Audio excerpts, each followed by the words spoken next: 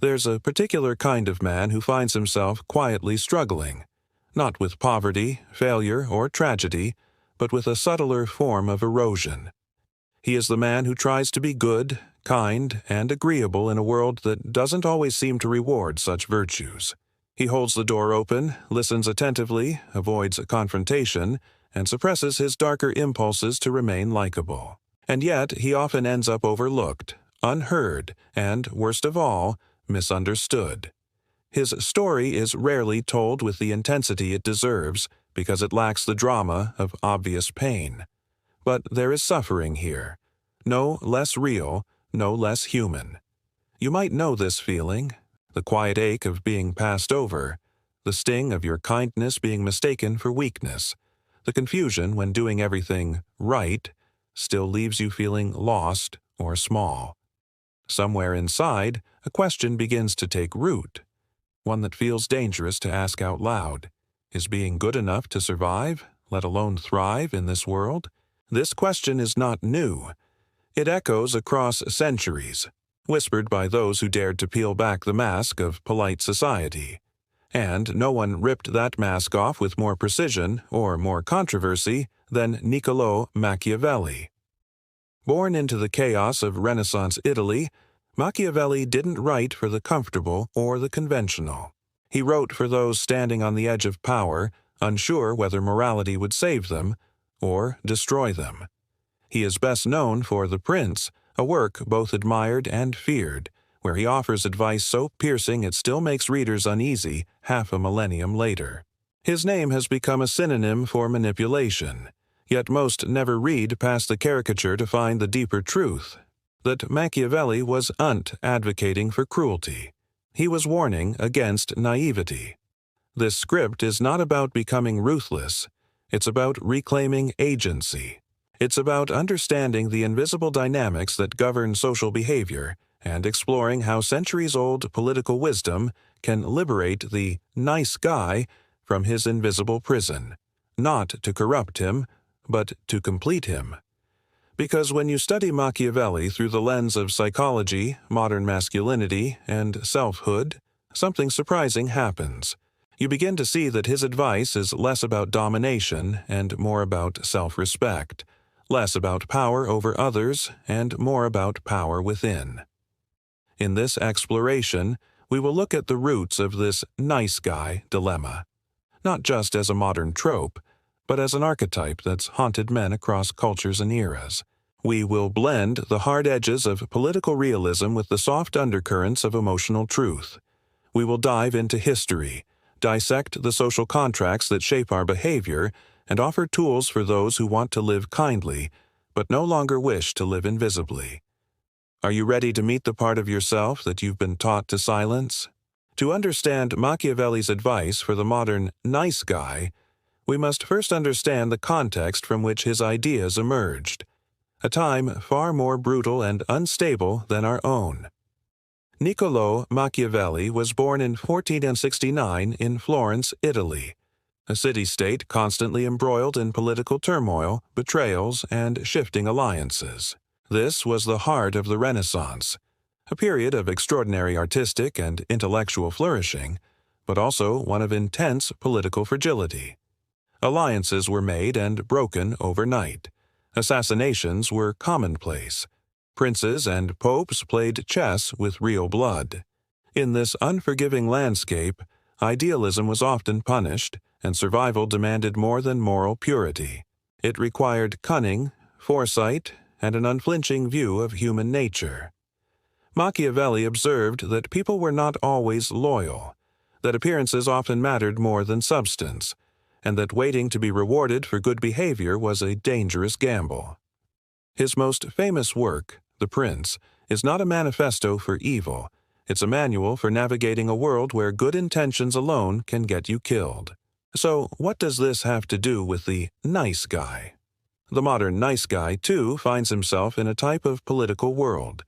It is not as obviously brutal, but it is still a world of unspoken rules, social maneuvering, and power games. In relationships, at work, and even in friendships, there are dynamics that punish those who are too transparent, too eager to please, too unwilling to assert boundaries.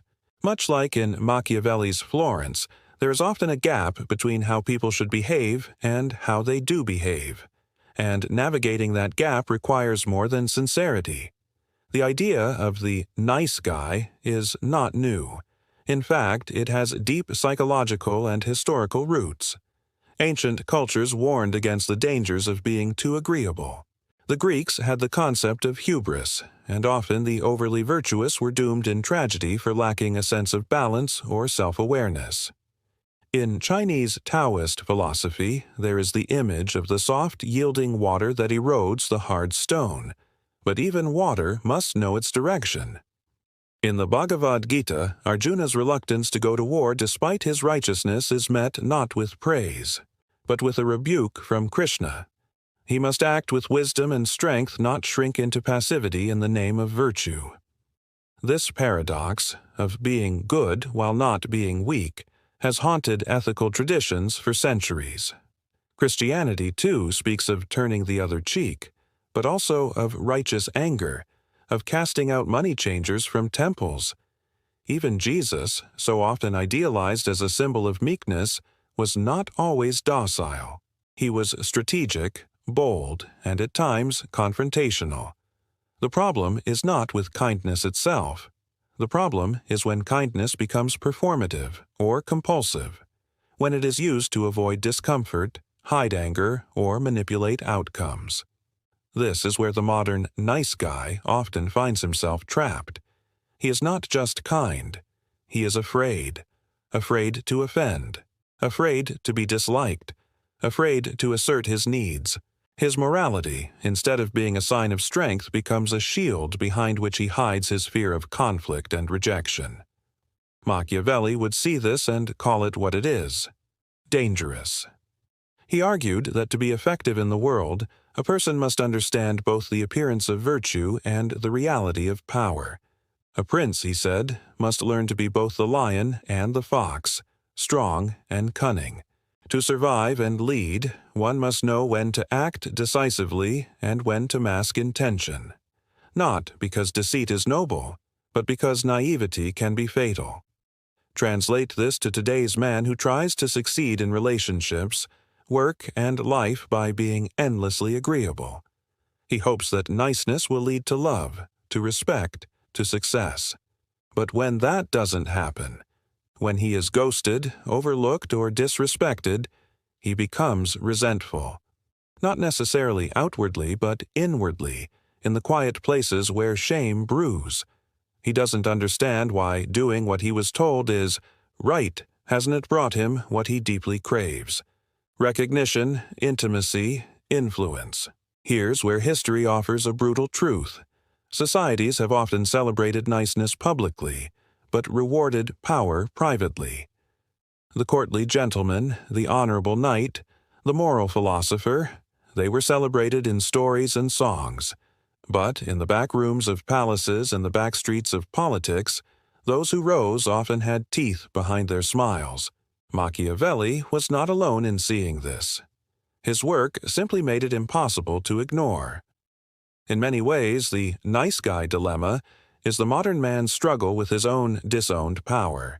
He has been taught, often from a young age, that to be likable, he must suppress parts of himself: his anger, his assertiveness, his ambition, his desire for control. And while this may help him fit into certain social molds, it also costs him his authenticity.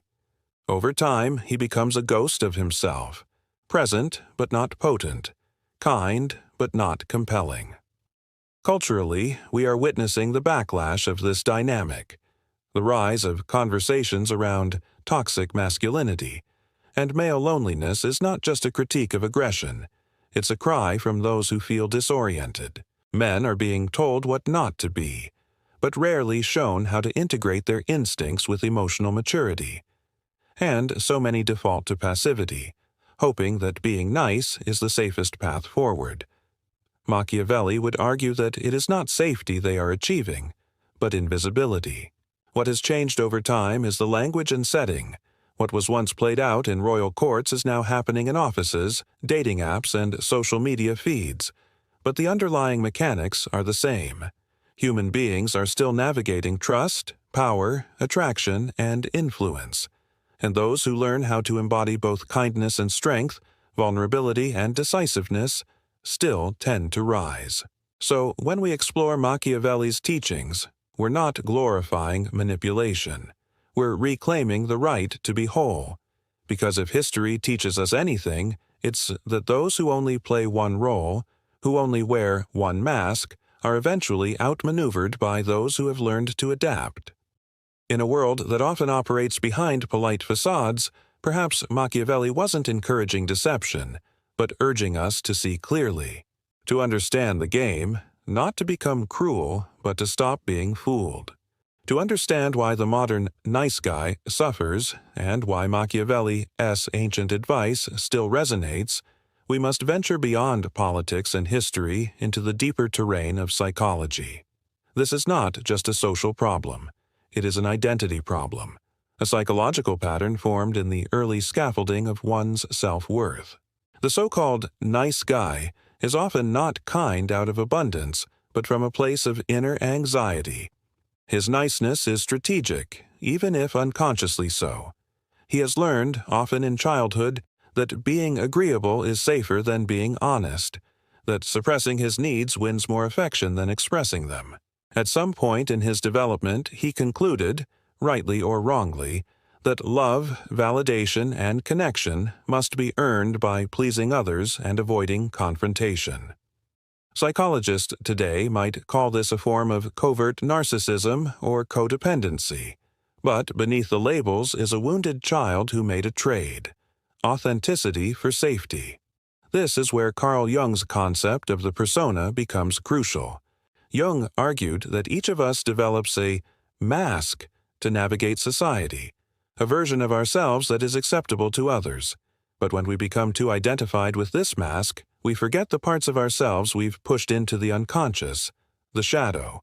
For the nice guy, his shadow often contains his anger, ambition, sexual desire, assertiveness, and even cruelty. These traits aren't inherently evil. They are simply parts of being human. But when they are disowned, they don't disappear. They go underground, leaking out as passive aggression, resentment, or depression. Machiavelli, in a way, understood the dangers of a man divorced from his shadow. A prince who refuses to see the darker realities of human nature, both in others and in himself, is doomed. He becomes predictable, manipulable, and eventually irrelevant. In psychological terms, a person who refuses to integrate their full range of emotions and instincts is not virtuous. They are fragmented. This fragmentation often shows up in relationships. The nice guy might be deeply attentive, caring, and communicative. But he may also expect unspoken rewards in return: approval, sex, loyalty, or emotional caretaking. When these expectations are not met, he may feel betrayed, even though he never voiced his desires clearly. This dynamic creates an emotional loop. Give to get. Feel unseen, withdraw. Then try harder next time. It's not generosity. It's a disguised transaction. In social psychology, this behavior is closely linked to what is known as the self-effacing bias, the tendency to downplay one's own needs in favor of others, often in pursuit of social harmony. While this can be adaptive in small doses, over time it erodes self-esteem and leads to chronic frustration. The individual begins to feel invisible, not realizing they are actively hiding themselves. From the outside, the nice guy appears agreeable, but internally, he is often at war with himself. Consider also attachment theory. Men who lean toward anxious or avoidant attachment styles often adopt nice behaviors as a way to regulate their emotional insecurity. Anxiously attached men may overcompensate, trying to secure love through excessive kindness. Avoidantly attached men may feign niceness to keep emotional intimacy at a manageable distance. In both cases, the behavior is not rooted in strength, but in fear. Fear of rejection, fear of engulfment, fear of simply being seen as they are. Here, Machiavelli's insights offer a different lens. He didn't reject morality. He rejected illusions. He believed that in order to survive and thrive, one must see the world as it truly is, not as we wish it to be. And this includes seeing ourselves clearly, even when what we find is uncomfortable. For the nice guy, this means recognizing that his niceness may not be as pure as he believes. It may be a mask worn so long he's forgotten it's there. There's another layer to this: social conditioning. Modern Western society has undergone a dramatic shift in its expectations of masculinity. The old archetype of the Stoic provider has been questioned, deconstructed, even vilified in some circles.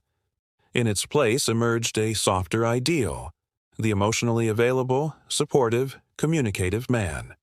And while this shift is essential and healthy, it also created a vacuum.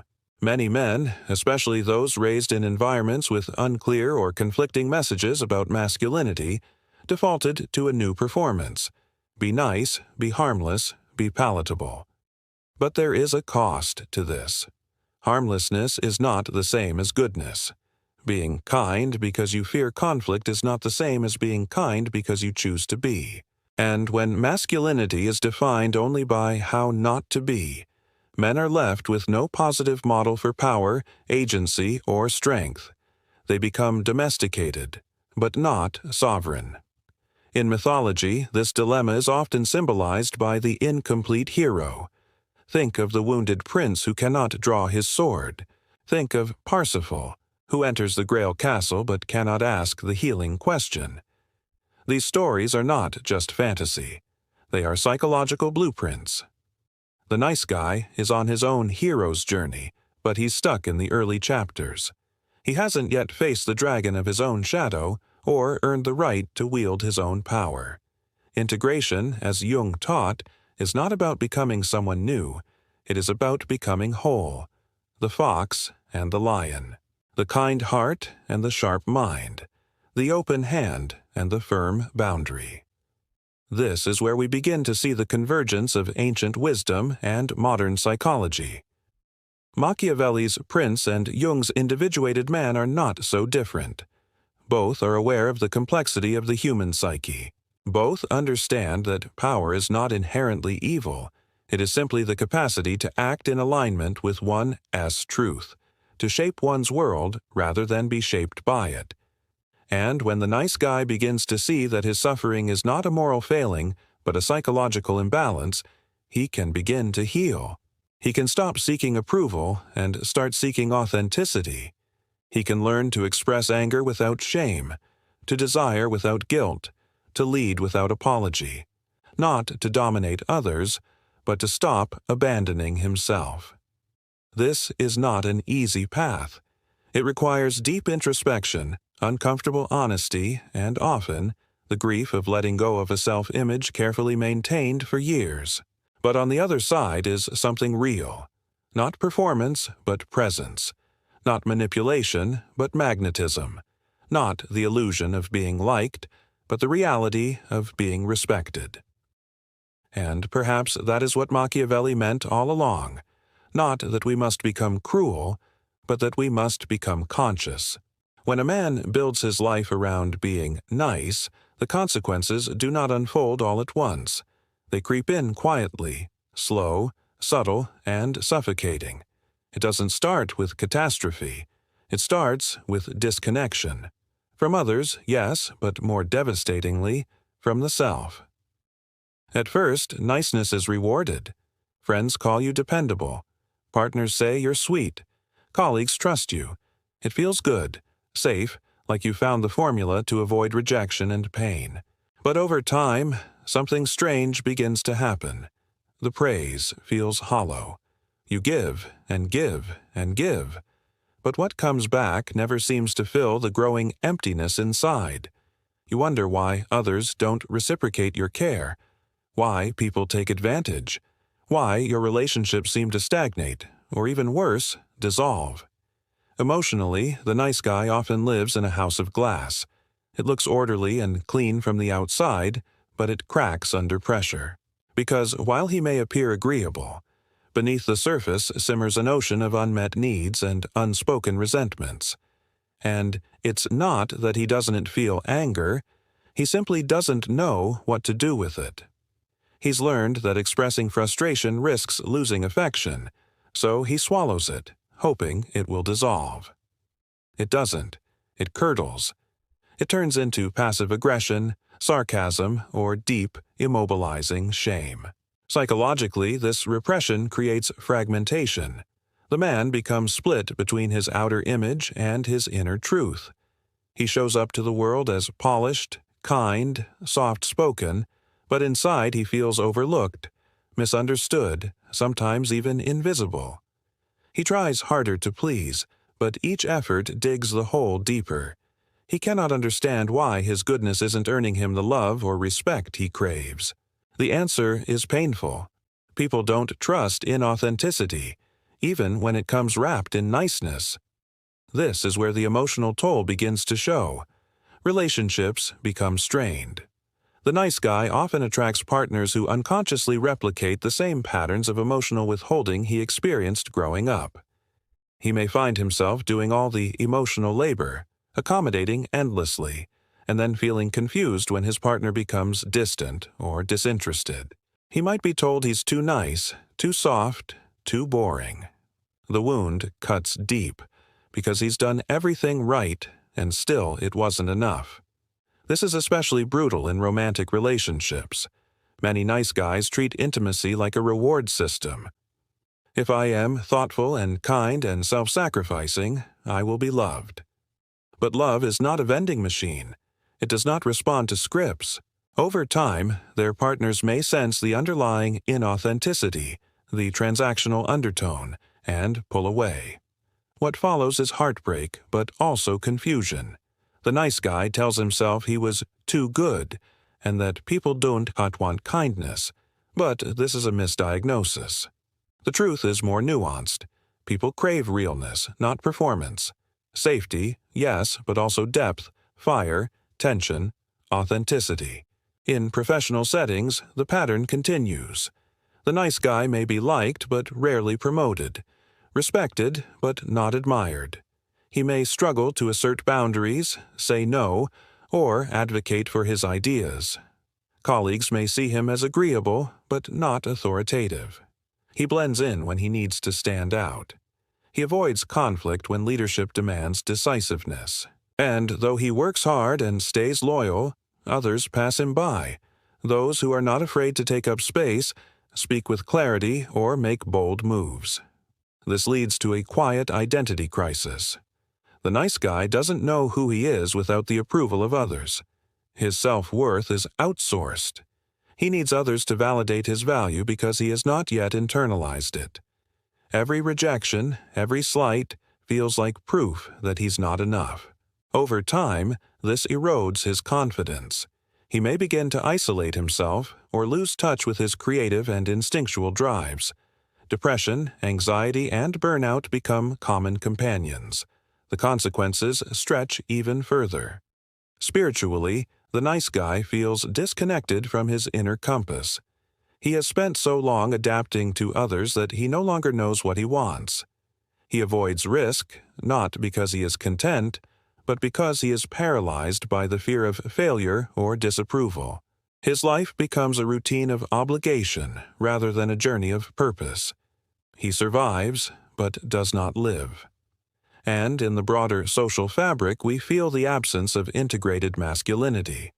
When men are conditioned to be either aggressive or agreeable, with no middle ground, we lose the fullness of male expression. We lose the man who can be strong without being cruel, soft without being passive, wise without being manipulative.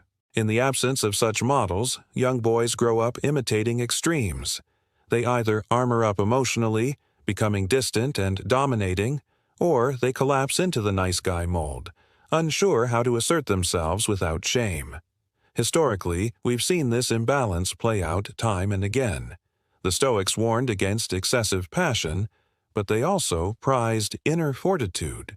The warrior philosopher, the poet king, the wise general, these archetypes held both strength and sensitivity in dynamic tension. When that tension is lost, when we valorize only the safe traits, We end up with men who are technically good, but internally unmoored.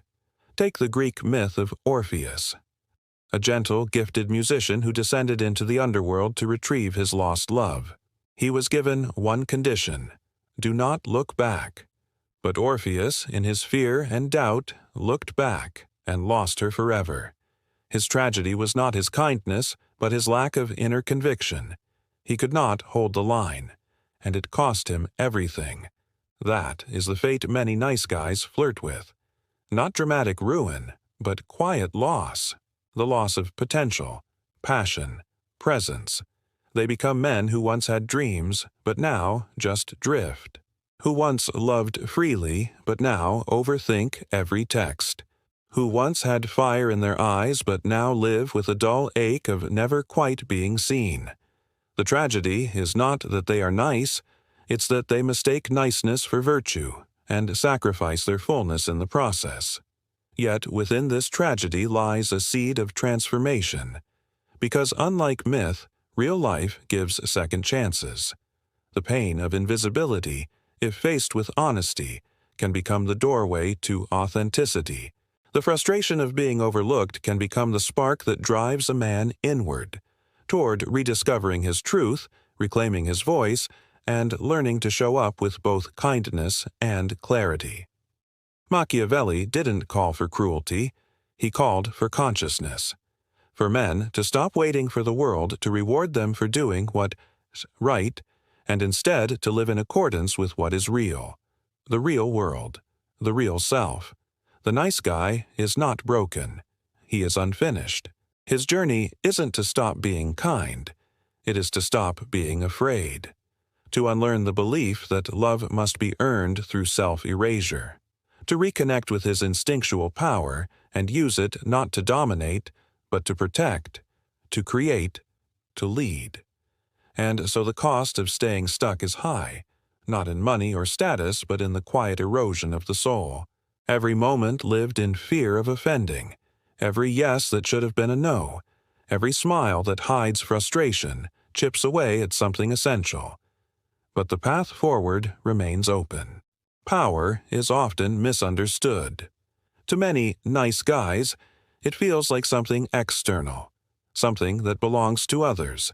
It's in the hands of the dominant, the loud, the aggressive. But this is a mistake rooted in projection. True power isn't about overpowering others. It's about no longer needing their permission to exist. At the heart of this transformation lies a form of psychological alchemy. Jung called it individuation, the lifelong process of integrating the fragmented parts of the self into a coherent whole. And for the nice guy, this means retrieving the parts he banished: the angry boy, the lustful teen, the selfish man, the unapologetic truth-teller. These parts are not your enemies. They are your missing pieces. The problem is not that the nice guy is too kind. It's that his kindness is lopsided. It's performative, conditional, often rooted in fear. Real kindness only emerges after you've met your darkness and learned to hold it without shame. Otherwise, your goodness is a currency you're trading for love. In this way, Machiavelli and Jung agree more than one might think. The prince who wants to survive must know how to use both light and shadow, virtue and vice, compassion and cunning. And the man who wants to reclaim his soul must stop rejecting his shadow as if it were evil. Evil doesn't come from the shadow. It comes from denying it exists. The warrior archetype reclaimed. In myth and psychology alike, the journey of the man is marked by archetypes: the lover, the magician, the warrior, the king. The nice guy is often stuck in the wounded lover, yearning for connection, approval, and belonging, but terrified of rejection and conflict. His emotional compass is others' comfort. His peace is borrowed. To move forward, he must invoke the warrior. Not in the sense of violence, but in the sense of inner command. The warrior doesn't wait for consensus. He knows who he is. He sets goals, takes risks, protects his boundaries, and fights not for ego, but for what is sacred. Every time you assert your truth, despite fear, Every time you stop apologizing for existing, you re-stepping into that archetype. You are becoming the man who carries fire without burning the village. But here's the paradox. To become this version of yourself, something must die. The approval addict, the emotional contortionist, the man who asks the world who he's allowed to be before he acts. This death is not dramatic. Often, it's subtle. It looks like you pausing before you say yes and realizing you want to say no. It looks like disappointing someone you care about and learning that the relationship still survives. It looks like telling the truth and surviving the silence that follows. Over time, these small deaths give birth to something profound: self-respect. Spiritual roots of inner strength. This transformation isn't only psychological, it's deeply spiritual. In every tradition, from Sufism to Zen to Christian mysticism, we find a recurring lesson. The man who wants peace must first walk through fire. The Sufis called it fena, the annihilation of the false self. The ego that performs, manipulates, and hides is gradually burned away in love's furnace. What remains is real. Not perfect, not always liked, but real. Similarly, Jesus didn't say, "Be nice." He said, "Let your yes be yes, and your no, no." He flipped tables in temples. He wept in public. He forgave without asking for permission. This was not passive kindness. It was radical presence. Even Buddha, often mistaken for a symbol of detachment, spoke with firm boundaries. He left his royal life, not to escape conflict but to understand suffering. And when he returned, he was not soft in truth. He was clear. These figures were not nice in the modern, sanitized sense of the word. They were whole. So ask yourself, what spiritual teachings have you interpreted through the lens of people-pleasing? Where have you confused suppression for morality? Spiritual maturity isn't about appearing good, it's about becoming real. And sometimes that means risking the loss of superficial peace for the sake of deeper alignment. The power of silence and withdrawal. There's one final tool few talk about, but Machiavelli understood it well: strategic silence. Not all truths need to be spoken. Not all battles need to be fought. But silence, when chosen consciously, not from fear but from strength, is a weapon of kings. For the recovering nice guy, silence is often terrifying. He speaks to fill space. He explains to avoid tension. He overcommunicates in hopes of keeping connection, but real power often lies in stillness. Practice this. When someone crosses your boundary, take a breath before you respond. When you feel the urge to explain yourself, pause. Let your actions speak. When a conversation drains you, excuse yourself without over-apologizing. Machiavelli wrote that a prince must learn to guard his inner thoughts, to be unpredictable, not in a manipulative sense, but in a sovereign one. The nice guy's predictability is his weakness. People know he'll fold, know he'll stay, know he'll twist himself to keep harmony. Break the pattern. Choose silence where you once over-explained. Choose withdrawal where you once chased. Let the space do the work for you. The long game, above all, understand this: transformation is not a weekend project. You will fail. You will fall back into old patterns. You will say yes when you meant no. You will soften your truth when it needed to be sharp. But the difference now is awareness.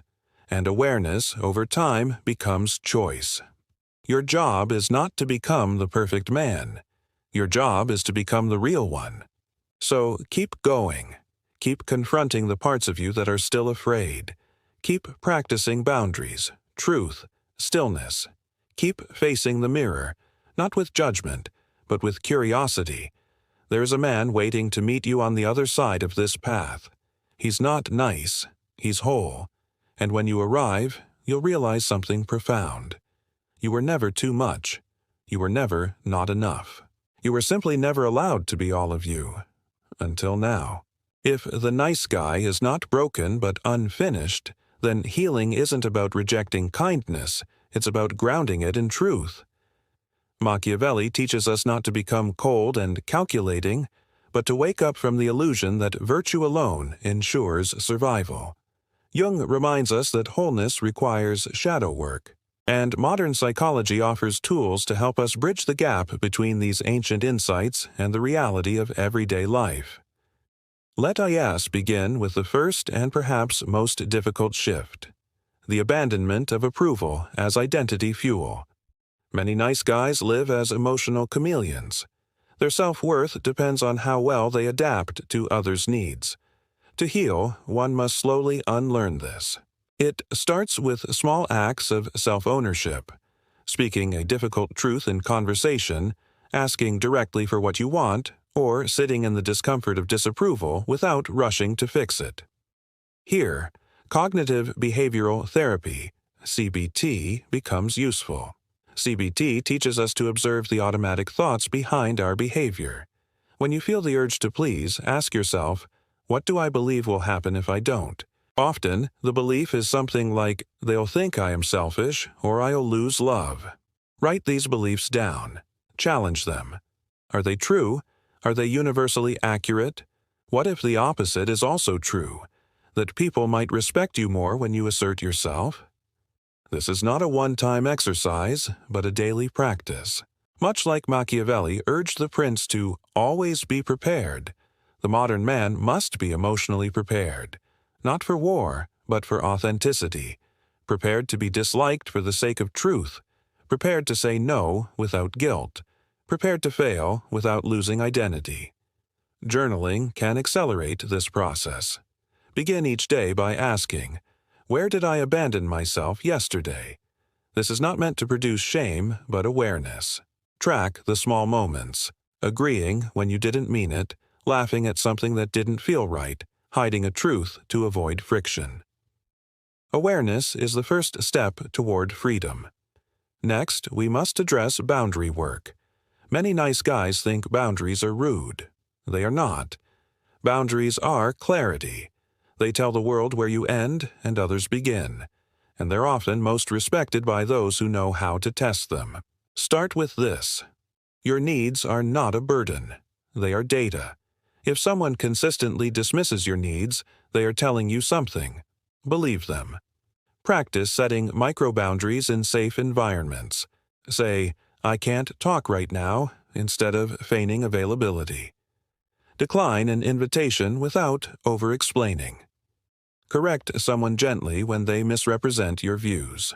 These small acts build an inner sense of sovereignty, a knowing that you can show up as yourself and still belong. For deeper healing, inner child work is essential. Many nice guys developed their persona as a survival strategy during childhood. Maybe they had a critical parent or unpredictable caregivers and learned that being good kept them emotionally safe. That child still lives inside the adult, and he needs attention. Close your eyes. Imagine your younger self, at 7, at 10, maybe at 14. See his face. Ask him, what were you trying to protect? What did you need that you didn't receive? Then tell him, you're safe now. You don't have to perform anymore. This practice may feel awkward at first, but over time it creates a bridge between past and present. The goal is not to fix the child, but to reparent him, to offer the love and validation he once had to earn. Meditation and mindfulness also play a powerful role, especially non-judgmental self-observation. Every time you feel the pull to accommodate or shrink, pause. Take one conscious breath. Notice what's happening in your body. Is there tightness in the chest? Heat in the face? Restlessness in the gut? These sensations are signals. They carry information about your emotional boundaries. Tuning into them helps you act from your center rather than from compulsion. Here, ancient Stoic practices intersect beautifully. Marcus Aurelius wrote, "If it is not right, do not do it. If it is not true, do not say it." The Stoics, like Machiavelli, believed in clarity. not only of thought but of action. Daily reflection, silence, restraint, they weren't just disciplines. They were declarations of inner power. Assertiveness training can also be transformative. Assertiveness is not aggression. It is self-expression without apology. Practice using I statements. I feel overwhelmed when I'm not consulted on decisions. I need more space in the evenings to recharge. I don't agree with that perspective, but I respect your right to it. These phrases model how to disagree with dignity. As you build this skill, remember this. Not everyone will like the real you, and that's liberation, not failure. This leads to the final and perhaps most important practice, redefining power. Power is not dominance. Power is presence. It is the ability to be in a room and not need to disappear, the capacity to speak without shrinking or inflating, to desire without manipulating, to lead without fearing rejection. Machiavelli urged leaders to be both lion and fox, not because deception and force are ideal, but because life demands flexibility. The fox knows how to sense danger, and the lion knows how to face it. The modern man must integrate both, the part of him that feels deeply and the part that acts decisively. To embody this, look to rituals that anchor you in sovereignty. Physical practices like martial arts or weight training can reconnect you to embodied strength. Creative expression, writing, painting, building, can reconnect you to your authentic voice. Spiritual practices, prayer, chanting, silence, can restore inner stillness. And above all, community with other men who are walking the same path can accelerate your growth tenfold. Isolation breeds distortion. Brotherhood breeds truth. This journey is not about abandoning kindness. It's about building a deeper foundation beneath it, one made of truth, presence, and integrated power. So start small. Choose one daily practice. Journal one truth you've been avoiding. Speak one need clearly. Say no once, and over time you will feel it. The shift from niceness to grounded presence. From pleasing to leading. From seeking love to becoming someone who knows he is already worthy of it. There comes a point in every man's life when he must make a choice. Remain the version of himself that others expect, or become the version of himself that only he can fully imagine. This is not a simple transformation. It is not a switch you flip. It is a quiet revolution, one born not from arrogance, but from necessity.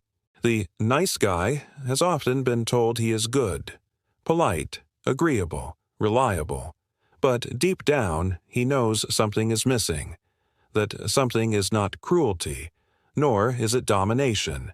It is wholeness, the kind of wholeness that comes when a man stops editing himself to avoid discomfort and starts living from the truth of who he is, even when that truth makes others uneasy. We began this journey with Machiavelli, who understood that the world does not always reward virtue in its purest form, but he also knew that the prince who wishes to endure must not be naive.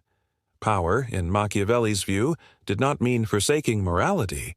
It meant refusing to be blind to how the world works. The same lesson applies today. The man who wants to love deeply, live freely, and lead meaningfully must stop hiding behind kindness as a mask and begin embodying it as a choice. Not from fear, but from strength.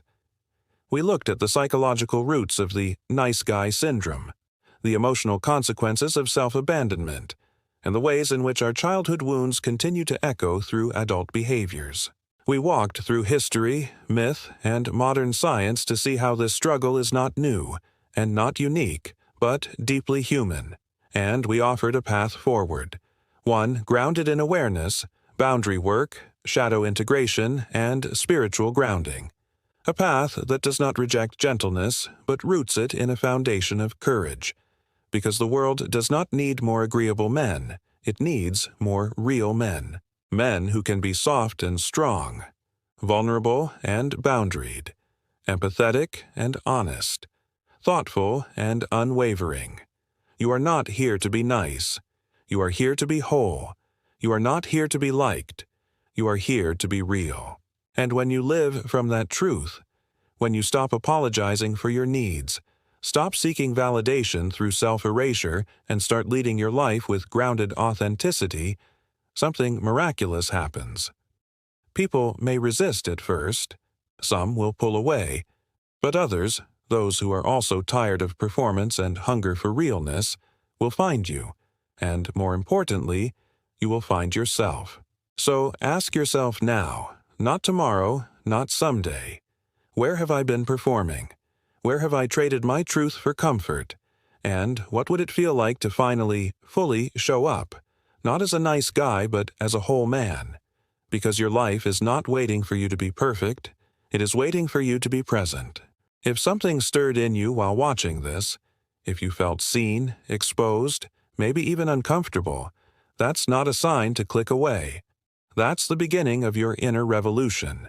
This isn't just a video, it's a mirror, and what you choose to do next could redefine the way you live, love, and lead.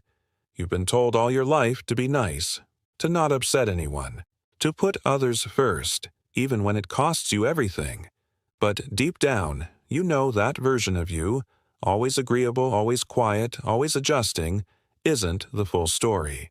There is more to you, and it's time to meet him. So here's your next step. Don't just watch, engage. Start journaling. Reflect on the questions we explored. Practice saying no. Set one boundary this week that you've been avoiding. If you want more guidance, I've linked resources below. Books, tools, practices that go deeper. And if this message truly resonated with you, then don't let it sit in silence. Share this video with someone who needs to hear it. Leave a comment and tell me where you've been hiding your truth. Subscribe, because we are building something real here. A space where depth, masculinity, and healing can coexist. This is not the end. This is the beginning of you. Unmasked, unafraid, and finally, whole. Let the world meet that version of you. We're ready when you are.